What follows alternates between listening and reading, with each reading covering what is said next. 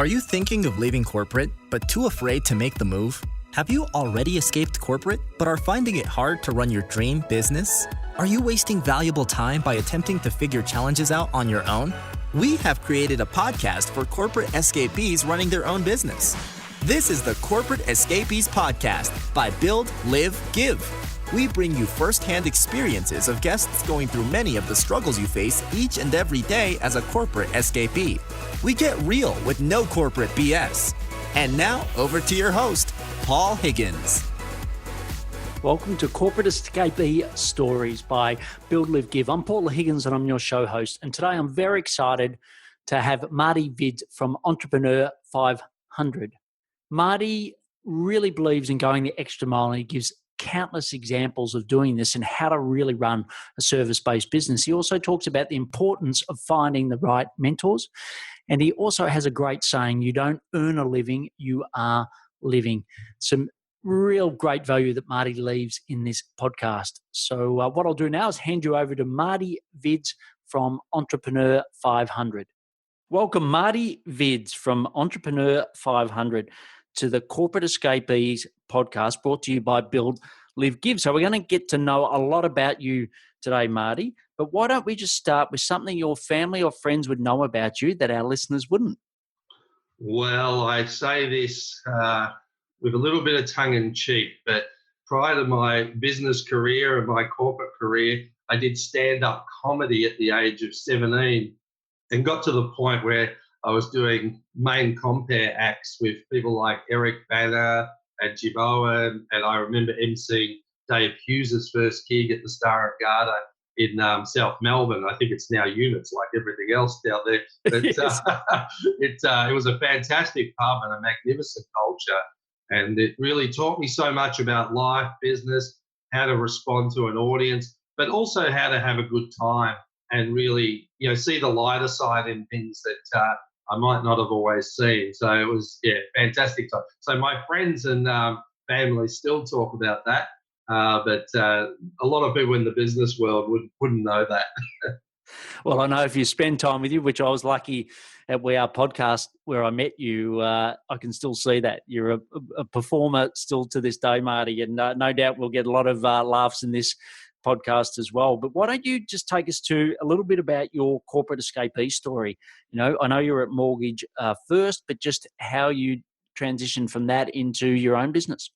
Yeah, well, it's going back a little while now. I'm 46 years of age now, so I've been in business for about 17 years. But I was at Westpac and I transitioned from the world of comedy because I couldn't handle people laughing at me all the time, which is not a good thing in stand-up. And I then went to do the exact reverse thing in regards to joining the bank. And you couldn't have got a more drier place. But the comedy was great because I was always looking for opportunity within the bank to develop. And I'd worked my way up to a priority business banker for Westpac. And it was really interesting just seeing how businesses operated. The good businesses did certain things or principles they'd always follow. And the businesses that struggled were chaotic. So I found that invigorating from that side of the fence. Yes, I was providing the finance, but I found that was really my connection was to business. And I remember I met a gentleman by the name of Andy Meikle who would compete against Trevor Hendy in the Ironman series going back in the 90s, and he was a performance coach. And he came to Westpac one day and really challenged me and said, do you want to finish seventh in life your whole life, Martin? And I'm going, what do you mean, seventh? And he goes, well, you're floating in the system and you have so much more capability that I can see, and you're not acting upon it. Because I was having the long lunch at lunchtime on a Friday, having discussions around the printer, which weren't always productive. I was floating. I really wasn't focused on doing well. I was doing okay, but it was more a course of that was just what was happening. So he really changed my gears because he could see something in me that I obviously wasn't seeing. And he said, model the top performers within the business. See what they do, learn from them, ask questions. And it was remarkable, Paul, because within 6 months, I had 3 job promotions, and then I had stumbled across this idea really about being a mortgage broker. And back in 2000, like as a banker, I thought a mortgage broker was where you go where you couldn't get money. Like I didn't have a good connotation with that image. But then as I learnt more and more and more about it, I realized that you could provide people with choice and empower people in their financial futures, as opposed to just sell the one product or the best product that the bank had. You could sell the best products out there on the market and really service the client in the way you wanted to service them. So it's one thing having the idea and going, wow, this could be really big. But there's another thing in taking that step, because I was 29 years of age. I think I was on about 70,000 at the time, which was good money back then in 2000 for a young guy coming through. And 90% of people going, crazy, Marty, you're crazy.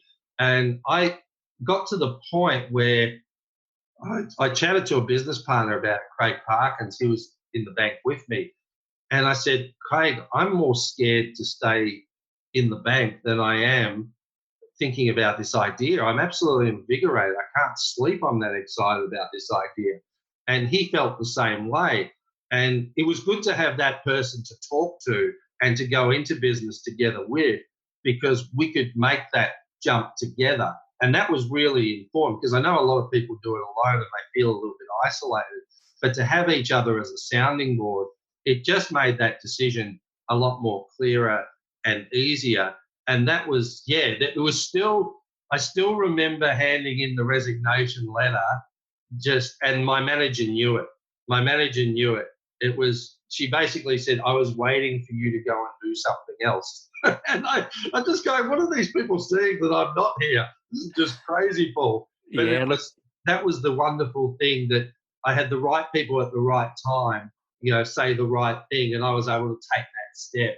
And it was invigorating, but I was more fearful of staying in the bank than I was taking the step. That's how I knew it was time to move.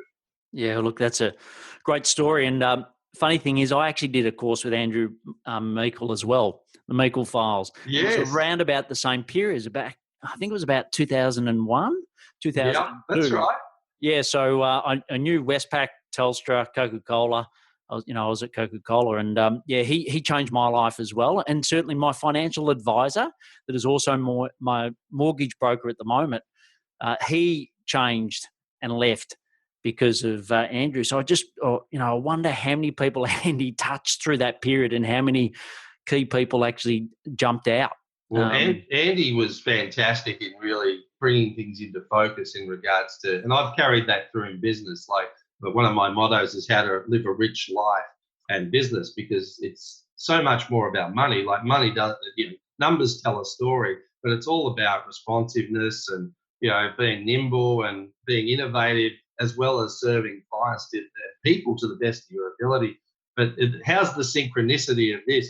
Like Andy told a story about Trevor Hendy, how he had this unique ability that when everything was on the line, he would just explode at another level. When everyone else were holding back to appease the sponsors, Trevor would either win, which he did a lot of the time as an Ironman, or he'd come last. But he was always really happy because he loved doing what he did. And that always stuck with me when Andy told me that. And on my podcast last year, I got to interview Trevor Hendy, and it's probably one of the best podcasts I've ever done. It was so different to what you'd ever think. And yeah, it was just remarkable to come full circle and interview a hero that I'd first heard about in a story in back 2000. So incredible. Yeah, and look, one of the things that I remember from Andy was, he said, look, you got to put yourself in a situation where failure is not an option. Yeah. So where you have to succeed. And certainly for me, when I left corporate, I had Andy in mind, where I thought, I've just got to make the leap.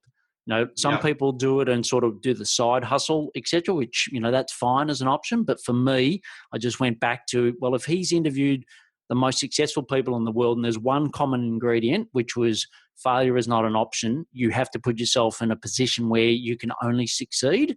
I thought, well, that's what I'll do, and that's how I took my big jump out of corporate. Yeah, that's a great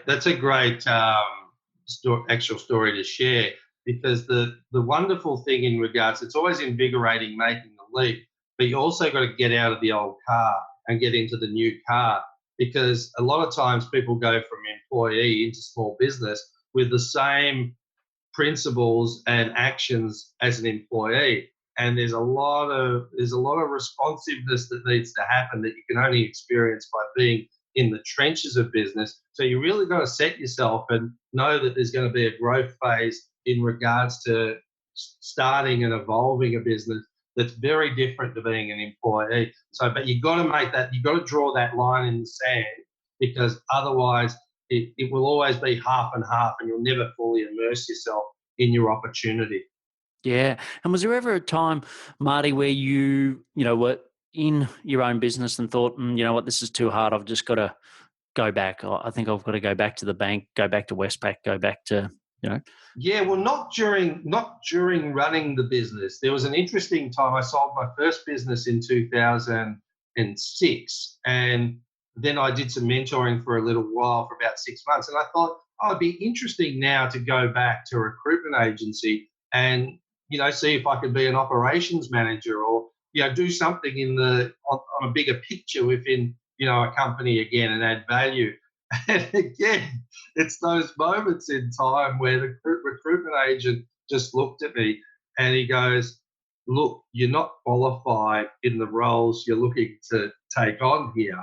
But he goes, it would be a travesty if you did. And I just looked at him. I go, okay, all right, I know what I had to do. I had to build another business that was actually, providing even more value in a different way. And again, it's that moment in time. It's those moments where people say the right thing at the right time that catch you unawares. And I go, yeah, what am I doing here? I love business. This is crazy. But yeah, that was the one time that, I thought about it.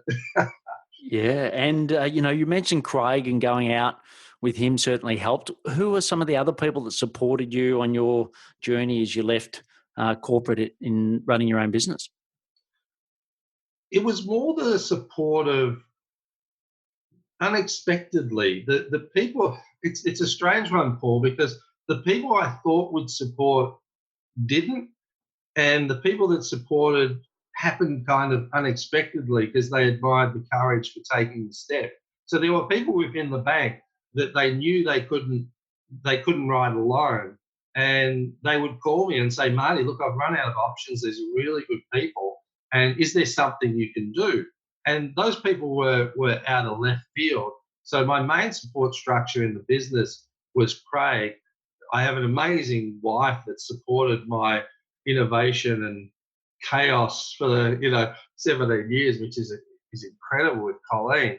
And it's like this inner sanctum of about Ashley Hall, who is a real estate agent. It's been a good friend of mine since the age of 18, supported me, and I supported him in return. So there's this real nice, powerful synergy of 5 or 6 people that really support each other and drive us to be better. And I'm very grateful for that. Yeah, look, it's a great point. I must admit, I had the same thing. The people I thought that would support me didn't, but the people that definitely did, I keep a list of them. And each 12 months, I basically call them up and just say, look, you probably can't remember this, but 7 years ago, you did this for me, and that made a world of difference to me, and I just want to appreciate you and thank you. And, it does surprise you, but I certainly I used to take all my friends to corporate events, etc. when I was at Coca-Cola. It was brilliant. But there's not too many invites I get now, Marty. They've certainly forgotten about me. It's a great point, Paul, because sometimes you're only of value to people when you're of value to them in a certain way. And this is really interesting, because whenever I've started a business, it's fascinating the associates that come on board as the business gets successful, as opposed to the people that were always there. And there's an absolute difference between them. So spending time with those people that really support you at a whole different level, even other than business, is paramount, because that's really your power of influence and power of support. So I think you're absolutely right.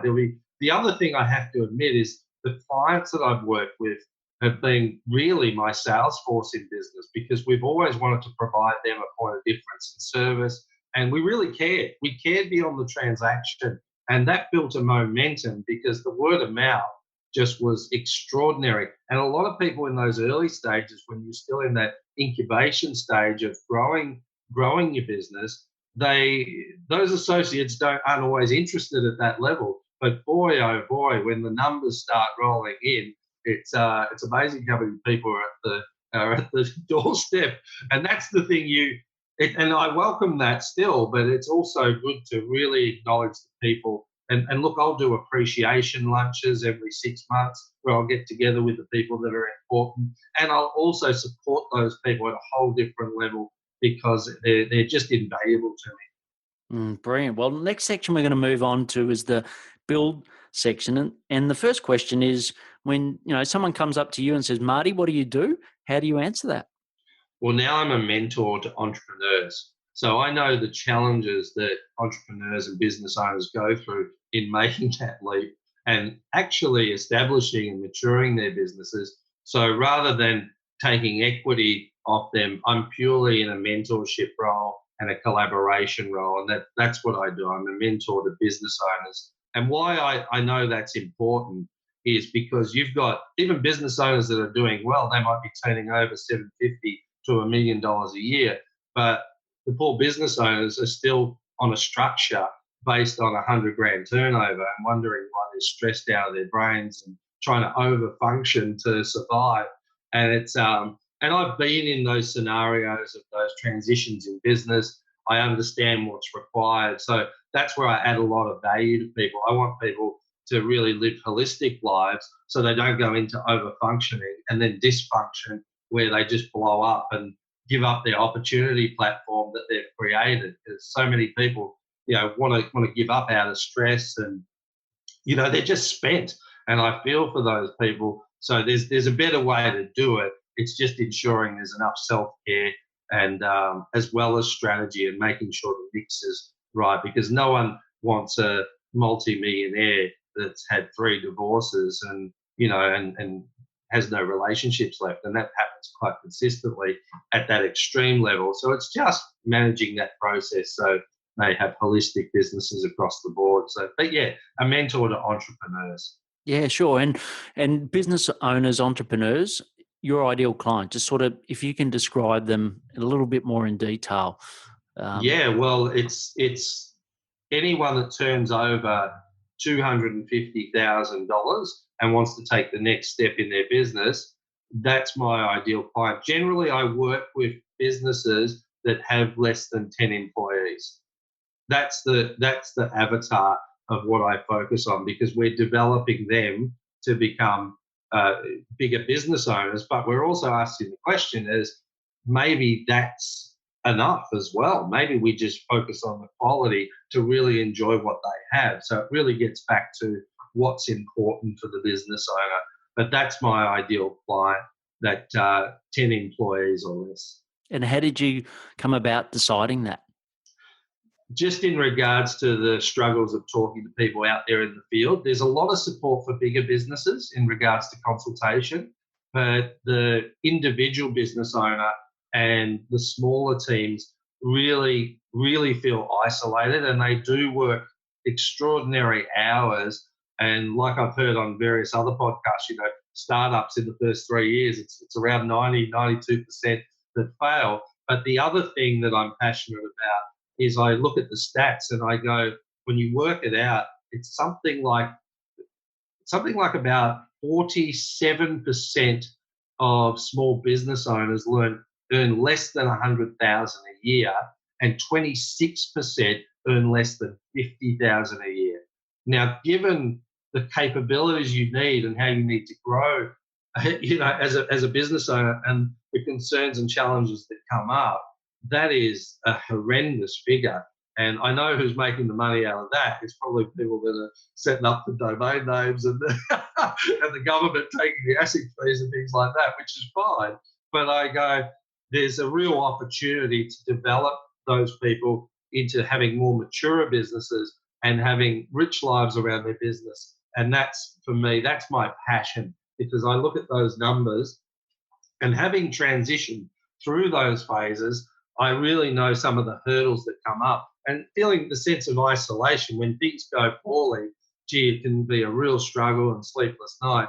And then when things go well, it can be very euphoric. So it's just managing it and having a strategy to work towards the outcomes that business owners want to get to. And that's over, like, out of 2.25 million businesses in Australia, that's over 1 million businesses earning less than 100, and that's turnover. Like, you take expenses out, and they would be earning less than if they were in a job. So to me, that doesn't make sense, because I find there's a lot more effort in business, and I want to see people get rewarded for that effort. I want a return on effort at a real human level. I think that's really important, and there's ways to be able to do that I think are getting missed very often. So yeah. Great. And if you just had to summarize 3 key problems that you see these people facing at the moment, what are those 3 key things? They spend more on getting the business looking good rather than understanding if there's actually a business there. And that's a big one. You got to see who's coming towards you in regards to a business concept before you overextend yourself. That's a big one. I think self-care. We tend to care about everyone else, but we don't book in time to go and do our acupuncture and kinesiology and get a massage. If the business owner falls over, the business falls over. Your business will never outperform you at that small business level. So you really have to take good care of yourself. And also, the issue is people getting distracted and they get delusional with too many ideas. Focus on one thing, do it exceptionally well, and then you have an opportunity platform that you can diversify from. I see that so many people want to diversify and they get chaotic without really having a focus to be able to really use as an opportunity platform for the future for other services and products down the track. They're the 3 main ones. No, great insights. And your business model? What's your business model look like? Yeah, my business model is made up of one-on-one mentoring, workshops for business owners, and also collaboration groups as well of no more than 8 people. So that's the business model in a nutshell. Is the three main products, but the foundational platform is the one-on-one mentoring. Sure, and the collaboration. Can you explain that a little further?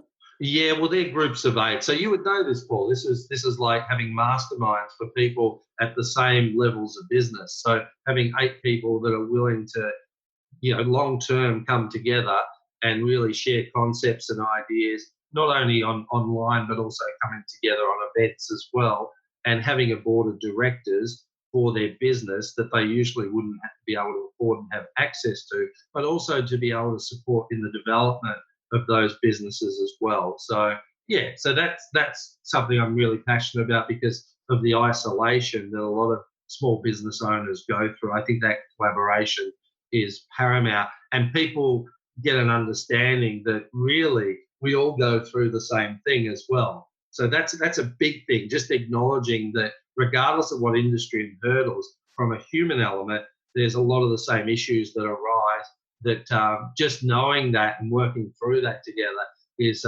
great support for people. Yeah. Look, totally agree. Like you said, we've got a mastermind called BLG Titans, and I think that's probably the biggest realization is people sit on a call, their first call, and they say, "Oh, it's just not me," Yep. And I think, being in a mastermind, whatever form it takes, I think is really valuable. And, there are lots of great mentors out there, Marty, focusing on businesses like you've mentioned. What's unique about you? Why would someone come and work with Marty versus working with someone else?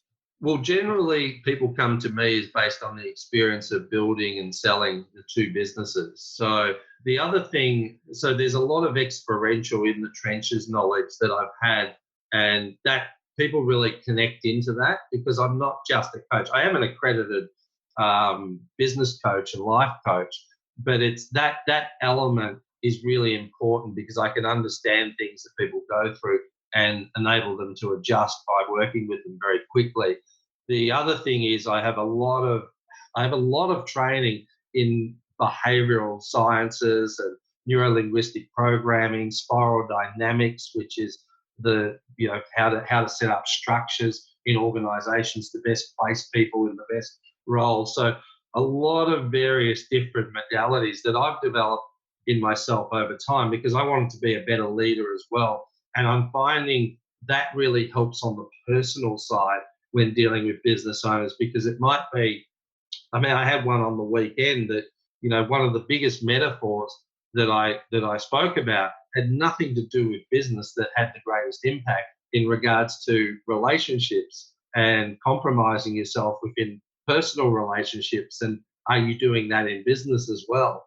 And it like just that metaphor that I was getting phone calls from everyone saying that, that what you said there is I've compromised myself the whole time and I've never been free to go and really explore my capability here. Now, I don't want to break up relationships in any way, but it does make you ask important questions and have important discussions with the people that are near and dear and also in your business. So that's really important. So often we avoid them. Mm-hmm. So those elements are really important. I can do the strategic side, but I can support the person through the human side as well, which is just as important. And on your business, how have you improved the profitability of your business? I think it was like this has just happened recently in this business, but all of a sudden through workshops, there's just been a whole profitability that I just was leaving on the table. So people are really hungry for information and getting together in a room. So I think the online masterminds are fantastic because entrepreneurs are so time poor, but actually having 20 people in a room has been extraordinary, the power in that. And you can actually get more return on effort as well in that. You can have a 2-day or 3-day workshop and you can charge more of a premium. And I would say that has increased the profitability by 75%. And that is extraordinary to me. So I wasn't going to do that, but I realized that everyone wants to operate differently as a business owner because they're so nimble and they have so many ideas as well. So it's those 3 key elements are really important: the one-on-ones, the face-to-face workshops, as well as the online masterminds. So, but that one strategy has increased profitability dramatically. Great. And as far as getting new clients, what's your best way of getting new clients? Yeah, for me, it's always been word of mouth. So, and word of mouth coming through, how do I deliver something exceptional in the market? So I'm always looking at, like, for instance, when I was in the bank, if I'm going to be a broker, I'm going to do a finance proposal and I'm going to document my excellence as marketing. So I'm going to give up my time here to show my capability. And people initially would go, well, I could just go to the bank now. And I'm going, yeah, but look what I've done for you. And I'll be working with you for the next 10 years, showing you how to save $100,000 on your mortgage in 10 years. Now, why that's important is because of a lot of brokers and a lot of bankers are very busy. So and I'm busy too, but I want to be smart about it. So I go, I'm giving them something no one else is prepared to do. They're not prepared to give up their time on as a point of difference. People at barbecues aren't going, oh, he saved me 0.1%. They're going, oh, he saved me $100,000. And I've built such trust and goodwill that my clients become my sales force. So the people in the workshops that I'm doing now are letting other people know, because they've had such an amazing experience through what we went through, they're now telling their friends. So it's a momentum build, and a lot of that in regards to stepping up into courage as well. I call it steps of courage. Is, are you willing to do the things that a lot of people aren't willing to do, that you know is going to work, that's going to fill a need? And that's really important to me, because I go, you have to set yourself apart in a noisy market and really have the people you're collaborating with that are in your business being your best sales force. And that includes your clients. I look at clients as people at the end of the day, and you don't build friendships over one call. It takes time to nurture and foster people, and that's how I expect to be nurtured and fostered as well. So people are in such a hurry, they're losing so much richness in what's available there. So that's that's how I've always built businesses, and that's how I'll build this one too. Great. And what are some of the biggest challenges that you face in building this business at the moment? Are always growth hurdles in regards to, I know from the vision, the scale of this business and internationally, the challenges I face is how do I ensure I have the right people come along for the journey, because there's some brilliantly high-skilled people out there that have run business successfully that are looking to transition themselves. And I think they can add enormous value in having collaboration groups and workshops within my entity. So the real challenge is firstly having those people, come to me or talk to them, and then it's working out a structure that works for them just as generously as it does for the actual business itself. So that's something that is a challenge. But I have been through that before a number of times, and it's amazing how opportunities appear at the right time as well if you're doing the right things. So it's I have to trust in that process because that's served me well. From my past business, that growth of bringing on 2 directors in Mortgage 500 with the second business was an enormous challenge because I had 2 people that were corporate escapees on $200,000 a year, but believed so much in the vision and have done exceptionally well, let me tell you. But I had to carry that cash flow for the 6 to 9 months while they got traction. That was an enormous challenge, but I had a vision and I believed in that vision and I knew that it would work. And I remember coming home one night to Colleen and I said, wow, if this doesn't kick by January, we started in July, if this doesn't kick as I thought it was going to kick, we're pretty much over. And that means everyone loses their jobs, clients don't get the service. And in January, we had our biggest month ever in the history of any of the businesses that I run. But that's how fine line it can be. And then we never lost momentum after that. And that's why so often people give up and they're 3 feet from gold. And it's, but I had an exit plan. I thought if this goes very poor, February, I had some strategies in place, but I was hoping I never had to get to that. Thankfully, I never did. But that was enormous. Back to the stage, Marty. That's right. Back to being a comedian. $200 a night and telling a few jokes. At least the venues aren't as smoky as they used to be. Thank goodness. Yeah, but excellent. What we'll do is we're just about to go into the live section, but before we go into that, I'd just like to mention our community, which helps corporate escapees. So like Marty and like other people that Marty's mentioned, to build, live and give. You get direct coaching by myself and access to hundreds of vetted suppliers. So go to blgboost.com to find out more. So Marty, the next section, as I said, is the live section. So tell us a little bit about your daily habits and which ones make you successful. I think definitely structuring my day for structure and then responsiveness. So I'll generally have 3 major items that I'll focus on towards attaining outcomes that I'm looking for in the business. And they are structured periods in the day. So I'll set 3 separate 1-hour time slots in the day for those. And then the other times during the day, I set up for responsiveness. So I also have a really good morning routine where I play with Charlie and I give my son the time he deserves, which I absolutely love. I do meditation for 20 minutes a day, which is really important, usually at the start of the day when I first get up. And that just sets me up for a really, really solid day. But that one piece of, as entrepreneurs, we can tend to get very innovative and chaotic. And you need to have that balance of really working on highly structured type of things in your business. And then you need to be really free to be responsive. Some people do that within days in the week. I do that within every day, so I've got a nice balance. Brilliant. And you mentioned Colleen, and you said you've been together or been married for 17 years. When she listens to this podcast, what's something you'd like to say to her about all the support she's given you? Thank you. Thank you. Thank you. Thank you. could not have done it without Colleen. She always challenges my best self. She'll always ask me the bigger question in regards to just purely in support of me, because she knows I love to grow and I love to have conversations and learn new things. It's just the most amazing relationship. I've been on both sides of the fence. I had a relationship in my early 20s, which was okay, it was fine, but this is just at a whole different level. To me, it's like, it's my life. My life is my wife, Colleen, and Charlie.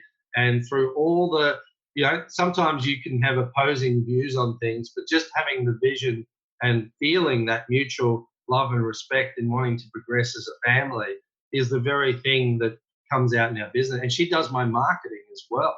So she sees things that I don't see, and vice versa. I see things that she doesn't see. And together, Charlie just does what he wants. So, but yeah, very special. I'm very lucky. I'm very grateful and lucky. Brilliant. And the next section's the give section. So what's a cause or a community that you're passionate about, and why? Time. I give time to entrepreneurs. There's been, and look, a lot of people wouldn't know it, but there'll be 15 minutes where, someone calls me on Anzac Day saying, Marty, I'm really struggling and I need to talk to someone, and I'll make that call. It's just, I do that randomly as it presents, but I'm so passionate in just alleviating any fear and terror from people in order to expand. It's my cause is the entrepreneur. That is my cause, to support them, and I'll do it for kids as well in schools, and so I do give time in that space, definitely. Brilliant. And the last section's the action section. I just want some rapid responses from you, Marty, on these questions. So what are your top 3 productivity tips? Take the next step. Don't do something you don't want to do. If you can micromanage it out and delegate it, and do the highest purpose item in the day. Make sure that gets done. Excellent. And what are some favorite apps or software that you recommend? I really like Audiogram for the podcasting, but Twitter I've just discovered, and I use that in getting people that I really admire into a private group and engage with them. So that's been a really novel thing for me to have fun with, to engage at a level that I want to engage in. So it's a bit more personal, I know, but that again, you've got to fuel your fire in regards to being a business owner. Great. And other than your podcast, what's some other podcasts that you'd recommend? James Altucher's show I listen to. I really like Rich Roll, which is more holistic. Guru Singh as well, from a sort of a spiritual teacher that's not religious based, is really interesting for me. And Tim Ferriss as well. They're the ones I listen to. But I listen to topics in different podcasts randomly as well. Great. And what's some parting advice, Marty, for our audience? You don't earn a living, you are living. And it's a really important idea. And I would encourage you, you're not trapped in a box. You're not living a life that you should be living based on what everyone else is telling you. You've really got to reflect upon, what does living mean for you, and what is the richness in living? And then whatever you connect that through, whether it's in employment or in business or in hobbies, that's where you need to make it count.